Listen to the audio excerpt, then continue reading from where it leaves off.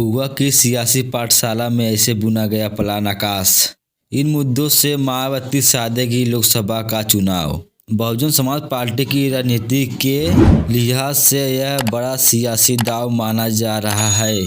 सियासी गलियारों में चर्चा इस बात की हो रही है कि पार्टी के गिरते जनार्दन को आगे बढ़ाने और युवाओं को बसपा आंदोलन से जोड़ने के लिए आकाश आनंद अब नई रणनीति के साथ अब आगे आएंगे।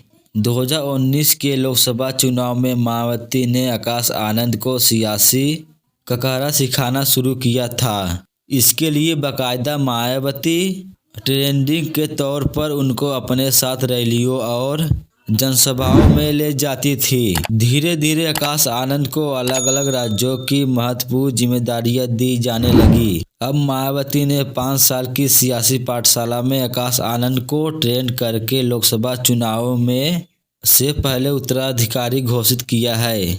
बहुजन समाज पार्टी से जुड़े वरिष्ठ नेता कहते हैं कि 2024 का चुनाव उनकी पार्टी के लिए अब तक के सबसे कठिन और चुनौतीपूर्ण चुनाव के साथ साथ भविष्य की रणनीति के लिहाज से महत्वपूर्ण है। उनका कहना है, अगर 2024 के चुनाव में बहुजन समाज पार्टी की वोट प्रतिशत और लोकसभा के सदस्यों की संख्या नहीं बढ़ती है तो उनकी पार्टी के भविष्य पर बड़ा संकट आ सकता है।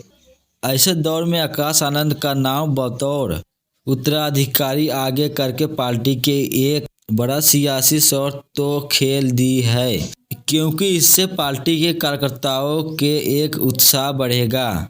इसके अलावा आकाश आनंद के साथ युवाओं को भी जोड़ने की अभियान में गति मिलेगी। वह मानते हैं कि देश के जितने भी दूसरे दल हैं वह युवाओं के माध्यम से अपनी रणनीति को और विचारधारा को आगे बढ़ा रहे हैं। इसी दिशा में आकाश आनंद अब आगे की रणनीतियों को विस्तार देंगे और युवाओं के माध्यम से बहुजन समाज पार्टी को न सिर्फ मजबूत कर आगे बढ़ाएंगे बल्कि भविष्य के लिए पार्टी को तैयार करेंगे।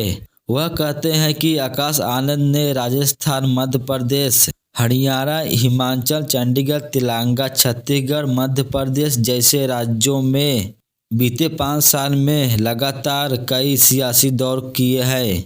पार्टी की नीतियों के साथ साथ युवाओं को जोड़ने का जो बड़ा रोड मैप तैयार हुआ है वह अब असल रूप से अमल में आएगा। बहुजन समाज की पार्टी के नेता और पूर्व मंत्री कहते हैं कि 8 मार्च 2022 को जब मायावती ने आधिकारिक तौर पर एक ही नेशन को ऑर्डिनेटर तय किया, इशारे तभी साफ हो गए थे। वह कहते हैं कि पार्टी के अध्यक्ष, उपाध्यक्ष और नेशनल को ऑर्डिनेटर ही सबसे महत्वपूर्ण